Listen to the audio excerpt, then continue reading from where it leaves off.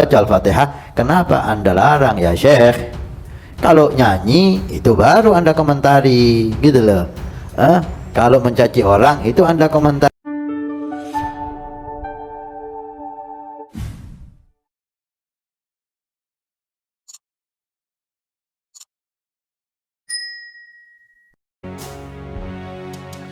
Assalamualaikum warahmatullahi wabarakatuh.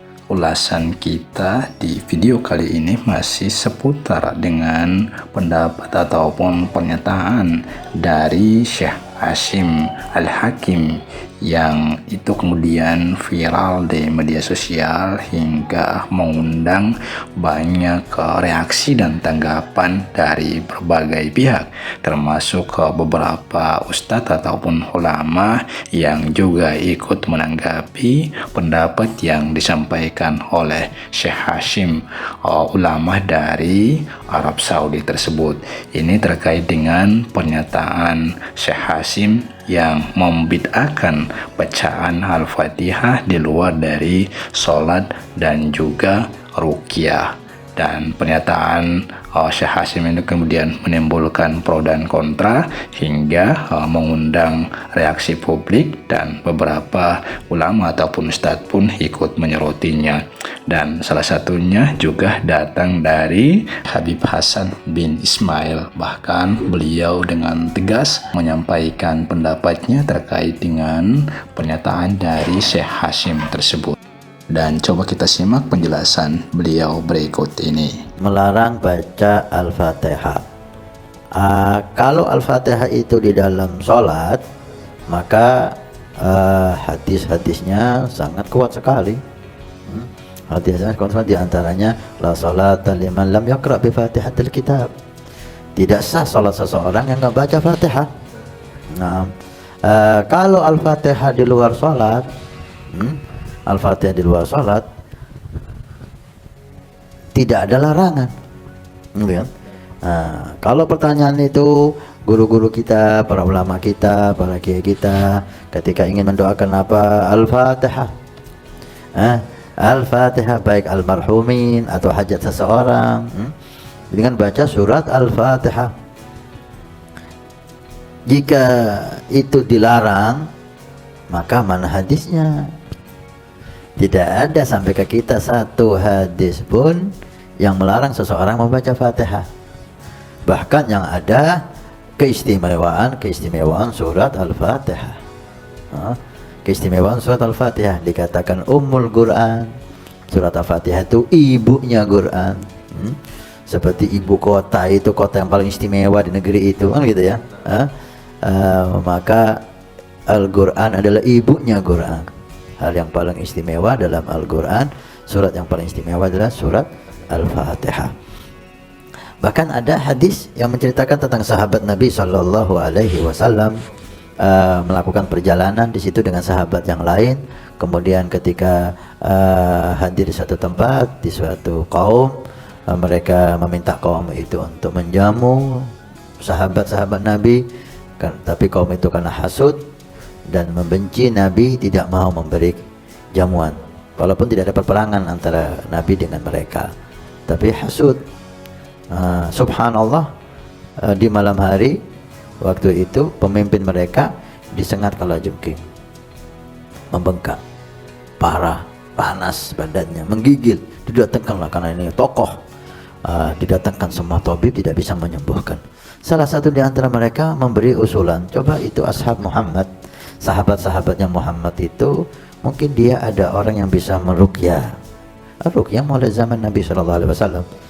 Mungkin gak ada salahnya kita coba, karena kita udah mencoba semua tabib gak bisa sembuh, mungkin bisa menyembuhkan. Kemudian datanglah, pas datang ke salah satu sahabat yang saya lupa namanya, datang kepada beliau, adakah di antara kalian yang bisa ruqyah? Walah, kenapa?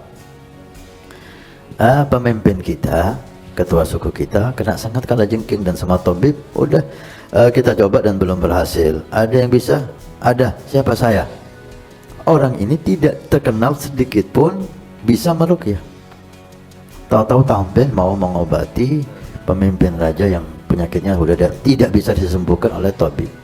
Sahabat yang lain heran, Ini bisa ruqyah dari mana?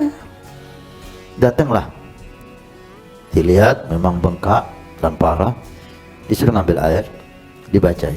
Baca apa? Baca surat Al-Fatihah. Al-Dhalin amin. Minumin, usapin di luka. Diminum, diusapin di luka. Berdiri si orang ini sembuh total, seakan-akan belum pernah tersengat kalajengking. Masya Allah, senang.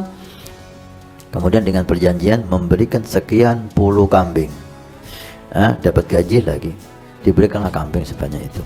Dilaporkan kepada Nabi SAW karena sahabat berbeda pendapat dalam kambing ini. Ada yang mengatakan, kamu kambing ini hasil menjual Al-Fatihah, maka kami gak berani makan, takut haram.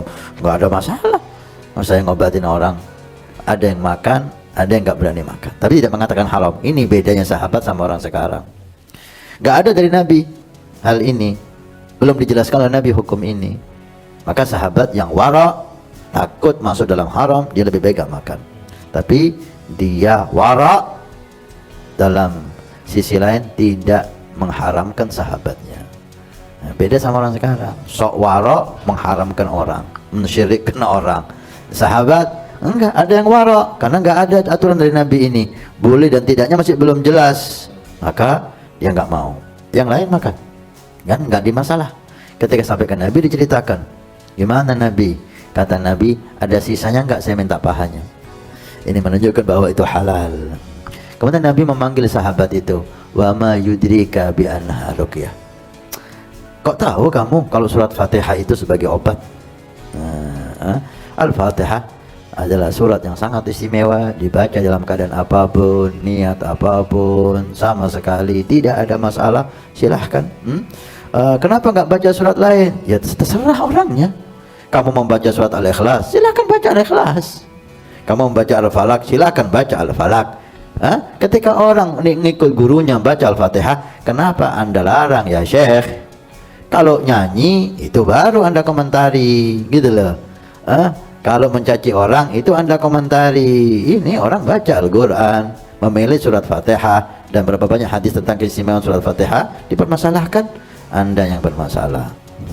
Ya, seperti itulah penjelasan dari Habib Hasan bin Ismail Al-Muhdar terkait dengan polemik dari pernyataan yang disampaikan oleh Syekh Hashim Al-Hakim yang membid'ahkan bacaan Al-Fatihah di luar dari sholat dan ruqyah. Beliau dengan tegas mempertanyakan kenapa Syekh Hashim justru melarang orang membaca Al-Fatihah, karena dengan membid'ahkan bacaan Al-Fatihah di luar dari sholat itu sendiri, maka dengan demikian maka bisa dikatakan itu sebagai bentuk pelarangan atau melarang orang untuk membaca Al-Fatihah. Padahal begitu besar keutamaan dan keistimewaan dari membaca Al-Fatihah. Karena itu jika memang dikatakan bahwa itu adalah perbuatan bid'ah, maka otomatis orang tidak akan membaca lagi Al-Fatihah. Padahal membaca Al-Fatihah itu sangat besar keistimewaannya, sebagaimana yang telah disampaikan oleh para ulama dan para ustadz terkait dengan dalil-dalil dari keistimewaan membaca surat Al-Fatihah tersebut, termasuk juga yang telah dipaparkan oleh Habib Hasan bin Ismail serta beberapa ustadz lainnya, yakni Ustadz Abdul Somad dan juga Buya Yahya dan beberapa ustadz lainnya. Mereka dengan gamblang menjelaskan detail terkait dengan keutamaan membaca surat Al-Fatihah tersebut.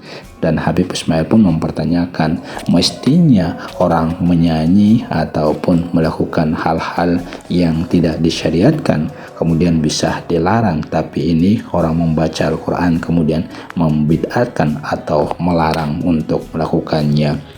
Dan memang pernyataan yang disampaikan oleh Syekh Hashim ini kemudian juga direspon oleh banyak pihak, dan ada sebagian yang justru meminta Syekh Hashim untuk mencontohi apa yang dilakukan oleh Imam As-Sudais ketika datang ke Indonesia, di mana kedatangan beliau ke Indonesia beberapa waktu lalu itu saat menjadi imam di Masjid Istiqlal Jakarta.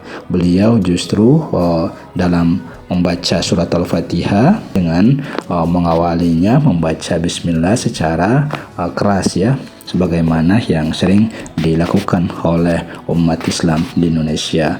Padahal beliau saat mengimami sholat di Masjidil Haram membaca Al-Fatihah dengan mengawali bacaan bismillahnya dengan cara syir ataupun dengan cara membaca secara pelan. Namun ketika beliau mengimami sholat di Masjidil Istiqlal, beliau mengeraskan bacaan bismillahnya. Inilah yang kemudian membuat sebagian kalangan kemudian meminta agar Syekh Amir ini dapat mencontohi apa yang dilakukan oleh Imam besar Masjidil Haram Syekh As-Sudais saat datang ke Indonesia, karena apa yang dilakukan oleh Syekh Hasim ini dinilainya dapat memperkeruh ataupun dapat menciptakan kegaduhan atau membuat terjadi perbedaan yang dapat menimbulkan keraguan-raguan di kalangan umat Islam itu sendiri. Ya, demikian ulasan kita, semoga memberikan pencerahan. Amin. Wallahu a'lam. Wassalamualaikum warahmatullahi wabarakatuh.